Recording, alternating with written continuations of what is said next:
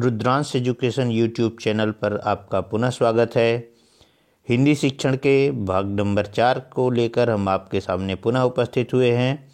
इसमें हम अध्ययन करेंगे मूल्यांकन का, और मूल्यांकन में सतत मूल्यांकन और व्यापक मूल्यांकन, उसके बाद प्रश्नों के प्रकार, अच्छे परीक्षण की विशेषताएं, उपचारात्मक शिक्षण और निदानात्मक शिक्षण के बारे में। आइए शुरू करते हैं। मूल्यांकन का अर्थ: मूल्यांकन वह प्रक्रिया है जिसके द्वारा अधिगम की उपलब्धि का पता लगाया जाता है, अर्थात शिक्षार्थियों ने प्राप्त ज्ञान को किस सीमा तक समझा है, उनकी बुद्धि का स्तर क्या है, उनकी अभिरुचि क्या है आदि का पता लगाया जाता है। बालक की शिक्षा में मूल्यांकन और मापन दोनों महत्वपूर्ण हैं। मूल्यांकन मापन पर निर्भर करता है। मूल्यांकन के उद्देश्य निम्नलिखित हैं: छात्रों की उपलब्धि का पता लगाना, छात्रों के विकास को निरंतर गति देना, छात्रों के योग्यताओं, कुशलताओं, रुचियों आदि का पता लगाना, छात्रों का वर्गीकरण करना, छात्रों की कठिनाइयों, विफलताओं और असफलताओं का पता लगाना, छात्रों के सीखने हेतु उपचारात्मक व्यवस्था प्रदान करना, शिक्षकों की कुशलता एवं सफलता का पता लगाना, अध्ययन अध्यापन को प्रभावशाली बनाना। सतत एवं व्यापक मूल्यांकन: मूल्यांकन अध्यापन एवं अधिगम प्रक्रिया का एक अभिन्न अंग है। शिक्षण अधिगम प्रक्रिया का अंतिम सोपान मूल्यांकन ही है। सीबीएसई ने अध्ययन अध्यापन के मूल्यांकन हेतु सतत एवं व्यापक मूल्यांकन की अनुशंसा की है। हम इस मूल्यांकन के दो भाग हैं: सतत एवं व्यापक मूल्यांकन। सतत मूल्यांकन: इस मूल्यांकन द्वारा शिक्षार्थियों का सर्वांगीण विकास होता है और अधिगम एक सतत प्रक्रिया है, अर्थात यह एक निरंतर चलने वाली प्रक्रिया है, इसलिए शिक्षार्थियों का मूल्यांकन भी निरंतर होना चाहिए। सतत मूल्यांकन के प्रकार: शिक्षार्थियों का सतत मूल्यांकन 3 प्रकार से होता है: निदानात्मक मूल्यांकन, रचनात्मक मूल्यांकन, संकलनात्मक मूल्यांकन। निदानात्मक मूल्यांकन, देखिए यहाँ से प्रश्न अक्सर बनता है कि निदानात्मक मूल्यांकन क्या है। जिन शिक्षार्थियों में अधिगम की प्रगति आशानुरूप नहीं होता है, ऐसे शिक्षार्थियों में अधिगम संबंधी समस्याओं का विश्लेषण करने के लिए इस मूल्यांकन का प्रयोग किया जाता है तथा इसके उपरांत उन्हें उपचारात्मक शिक्षण प्रदान किया जाता है। रचनात्मक मूल्यांकन क्या है? इस मूल्यांकन के द्वारा अधिगम की प्रगति का आकलन एवं निर्धारण किया जाता है। इस मूल्यांकन से प्राप्त परिणामों के आधार पर शिक्षार्थियों को फीडबैक दिया जाता है। इस मूल्यांकन हेतु गृह कार्य, क्लास टेस्ट, दत्त कार्य, क्विज टेस्ट आदि का प्रयोग किया जाता है। इस मूल्यांकन से शिक्षक अपने शिक्षण विधि एवं शिक्षार्थी अपने संज्ञानात्मक व्यवहार में सुधार करते हैं। संकलनात्मक मूल्यांकन: यह मूल्यांकन संपूर्ण सत्र की समाप्ति के बाद किया जाता है। इस मूल्यांकन का उद्देश्य अधिगम प्रगति और शैक्षिक उपलब्धि का आकलन करना होता है। व्यापक मूल्यांकन: सतत मूल्यांकन शिक्षार्थी के व्यवहार के सिर्फ एक पक्ष, संज्ञानात्मक पक्ष का मूल्यांकन करता है, परंतु व्यापक मूल्यांकन के द्वारा शिक्षार्थियों के व्यवहार के तीनों पक्ष, संज्ञानात्मक, भावात्मक एवं क्रियात्मक का मूल्यांकन होता है। इस मूल्यांकन के द्वारा शिक्षार्थी एवं गैर शैक्षिक पक्षों का मूल्यांकन होता है। सतत एवं व्यापक मूल्यांकन का महत्व: सतत एवं व्यापक मूल्यांकन के महत्व निम्नलिखित हैं। शैक्षिक एवं गैर शैक्षिक दोनों पक्षों का मूल्यांकन होता है। शिक्षार्थियों की कमजोरी को पहचान कर उसका निदान बताया जाता है। उपलब्धि स्तर को निरंतर बनाए रखने व ऊंचा उठाने के लिए प्रेरित करता है। उपचारात्मक शिक्षण विधि का प्रयोग कर शिक्षार्थियों की समस्याओं का समाधान किया जाता है। शिक्षार्थियों के लिए प्रेरणा का कार्य करता है ताकि अधिगम प्रक्रिया में रुचि उत्पन्न हो। शिक्षक को सही कार्य नीति बनाने में मदद करता है। नवीन परीक्षण तकनीकियों को खोजने के लिए प्रेरित करता है। विद्यालय व्यवस्था की जांच करता है। शिक्षार्थियों के सर्वांगीण विकास पर बल देता है। निरंतर मूल्यांकन होते रहने से शिक्षार्थियों में परीक्षा का अनावश्यक भय नहीं होता है। सतत एवं व्यापक मूल्यांकन की विधियां, तकनीक। यहाँ से भी बहुत से प्रश्न बनते हैं, इसलिए इसको आप ध्यानपूर्वक देखिएगा। सतत एवं व्यापक मूल्यांकन की विधियाँ तकनीकें निम्नलिखित हैं। साक्षात्कार। साक्षात्कार अधिगमकर्ता और साक्षात्कारकर्ता दोनों एक दूसरे के समक्ष होते हैं। यह ज्ञान पक्ष और भाव पक्ष के मूल्यांकन करने की एक उत्तम विधि मानी गई है। इस विधि की कुछ विशेषताएं निम्न प्रकार से हैं। इस विधि के द्वारा शिक्षार्थियों के आंतरिक विचारों को जाना जाता है। इस विधि के द्वारा शिक्षार्थियों के विचार एवं दैनिक जीवन के प्रयोग व अधिगम किए गए ज्ञान को जाना जा सकता है। इस विधि में कोई पूर्व निर्धारित प्रश्नोत्तरी नहीं होती है। यह विधि एक समय पर केवल एक अधिगमकर्ता का मूल्यांकन कर सकती है। यह विधि बालकों पर अवांछित मनोवैज्ञानिक दबाव डालती है। इस विधि का उपयोग केवल विशेष रूप से प्रशिक्षित एवं अनुभवी अध्यापक ही कर सकते हैं। इस विधि द्वारा क्रिया पक्ष का मूल्यांकन संभव नहीं है।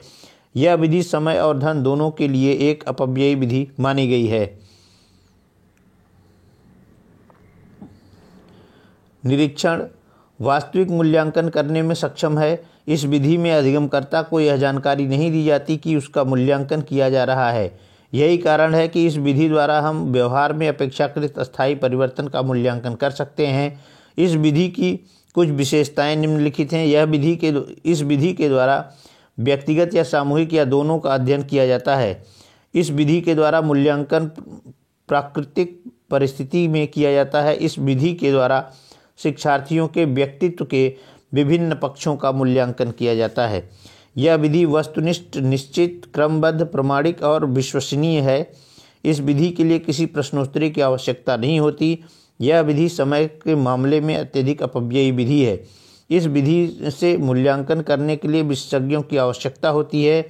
यह विधि सभी विषयों का मूल्यांकन करने में सक्षम नहीं है। इस विधि को प्रयोग करने के लिए हम निम्नलिखित तकनीकों का उपयोग कर सकते हैं। दत्त कार्य। शिक्षक बालकों को कुछ ऐसे दत्त कार्य देता है जिसके द्वारा बालकों में सृजनात्मकता, मौलिकता, संज्ञानात्मकता आदि गुणों का पता चल सके। यह तकनीक शिक्षार्थियों में विस्तारित अधिगम के लिए चुनौतियां एवं उत्तेजना उत्पन्न करती है तथा शिक्षार्थियों को सूचना खोजने और अपने विचारों का निर्माण करने में मदद करती है। पोर्टफोलियो। अक्सर यहाँ से प्रश्न बना हुआ है, आप इसको ध्यान दीजिएगा। पोर्टफोलियो क्या है? यह प्राथमिक स्तर पर शिक्षार्थियों का आकलन करने का सर्वश्रेष्ठ तरीका है। इससे बच्चे के संपूर्ण वृद्धि एवं विकास का आकलन होता है। पोर्टफोलियो में निम्नलिखित चीज़ें होती हैं। यही प्रश्न पूछा जाता है कि पोर्टफोलियो में क्या नहीं है या पोर्टफोलियो में क्या क्या सम्मिलित होता है। प्रश्न इसी तरह से होता है, तो इसमें क्या क्या सम्मिलित होता है ये देखना है। पोर्टफोलियो में निम्नलिखित चीज़ें होती हैं। बच्चे द्वारा बनाए गए चित्र, बच्चे का चित्र, स्व आकलन शीट, अभिभावक आकलन शीट, सहपाठी आकलन शीट। तो ये जो कंटेंट दिए हुए हैं कि कितने चीज़ें इसमें सम्मिलित होती है पोर्टफोलियो में, इसे आप जरूर याद रखिएगा। यहाँ से प्रश्न अक्सर बनता है। क्विज प्रतियोगिता, इनके द्वारा बच्चे का ज्ञान, सहयोग की भावना और प्रजातांत्रिक गुणों का आकलन होता है। चेकलिस्ट, इससे बालक के एक विशेष विषय के विशेष सूचना का पता चलता है। इसमें उत्तर हाँ या ना में होता है। परीक्षण, यह मूल्यांकन की सबसे लोकप्रिय एवं प्रचलित विधि है। इस परीक्षण में अधिगम की सभी आयामों का मूल्यांकन करने की क्षमता है। यह विधि समय और धन दोनों में मितव्ययी विधि है। इस विधि द्वारा कम से कम समय में अधिक से अधिक अधिगमकर्ताओं का मूल्यांकन किया जा सकता है। परीक्षण 3 प्रकार का होता है: मौखिक परीक्षा, लिखित परीक्षा एवं प्रायोगिक परीक्षा। मौखिक परीक्षा, इस विधि में शिक्षार्थियों को प्रश्नों की एक सुनियोजित सूची में से प्रश्न पूछे जाते हैं। यह विधि छोटी कक्षाओं के लिए अत्यंत उपयोगी है। यह विधि सहज होती है, फलस्वरूप छात्रों का आत्मविश्वास बना रहता है। इस विधि द्वारा मूल्यांकन करने से छात्रों में जिज्ञासा बनी रहती है। लिखित परीक्षा, इस विधि में पूर्व निर्धारित मानकों के आधार पर प्रश्न पत्र का निर्माण किया जाता है। कम से कम समय में एक साथ अधिक से अधिक छात्र लिखित परीक्षा में भाग ले सकते हैं। उदाहरण स्वरूप केंद्रीय माध्यमिक शिक्षा बोर्ड लिखित परीक्षा के माध्यम से ही 2.5 घंटे की अवधि में ही लाखों अभ्यर्थियों की परीक्षा लेने में सक्षम है। प्रायोगिक परीक्षा, यह विधि गणित और विज्ञान जैसे तकनीकी विषयों तथा अन्य विषयों के क्रियात्मक पक्षों का मूल्यांकन करने में सक्षम है। इस विधि द्वारा भूगोल जैसे विषयों का मूल्यांकन भी किया जा सकता है। यह विधि करके सीखने की अवधारणा को घोषित करती है।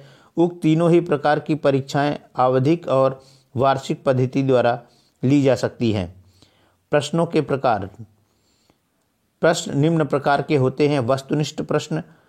वस्तुनिष्ठ प्रश्न 5 प्रकार के हो सकते हैं। रिक्त स्थानों की पूर्ति। रिक्त स्थानों के अंतर्गत 2 प्रकार के प्रश्न होते हैं। वैकल्पिक रिक्त स्थान।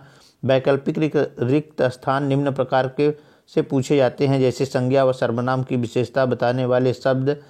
कहलाते हैं। अब यहाँ पे जो शब्द उचित होगा उसे आप फिल करेंगे। दूसरा है स्मृति आधारित रिक्त स्थान। स्मृति आधारित रिक्त स्थान से पूछे जाते हैं। हिंदी भाषा ... लिपि में लिखी जाती है।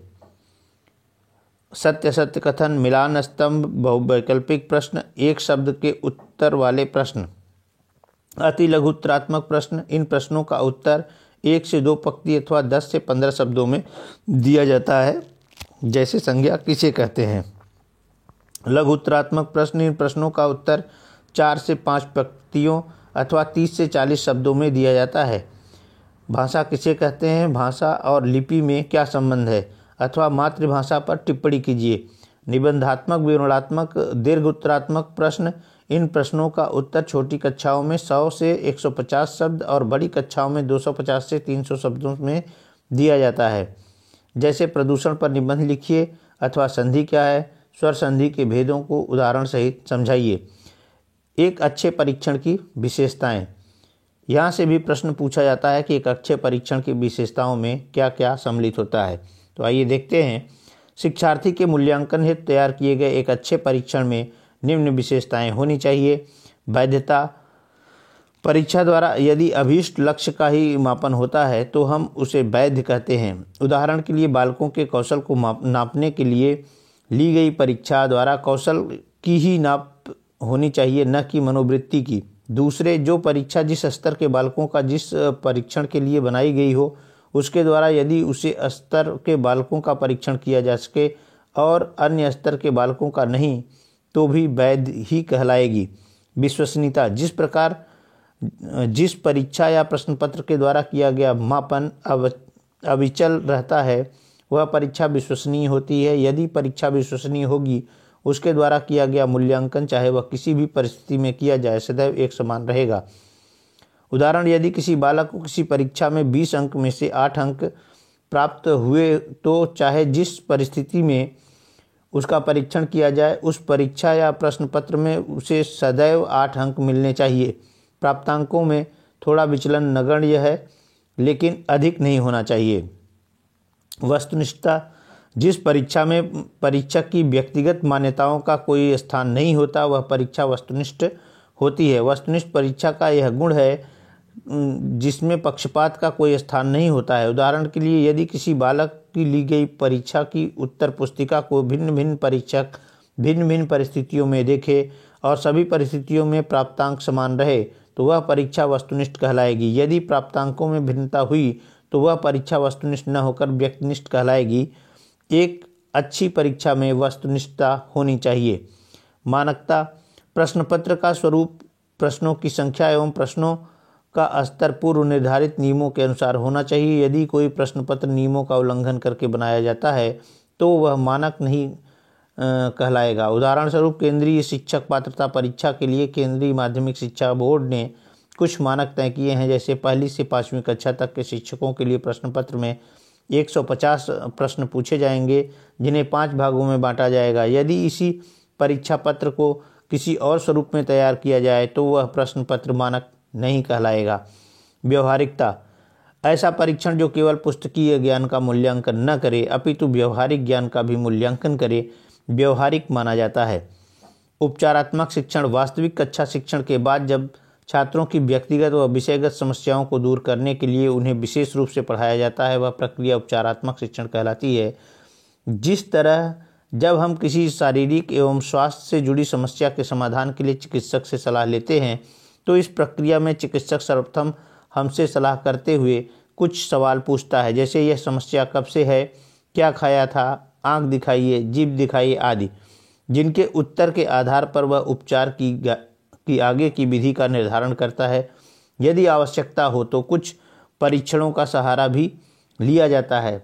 शिक्षण प्रक्रिया में भी उपचारात्मक शिक्षण से पहले समस्याओं का पता लगाने के लिए निदानात्मक परीक्षण किया जाता है।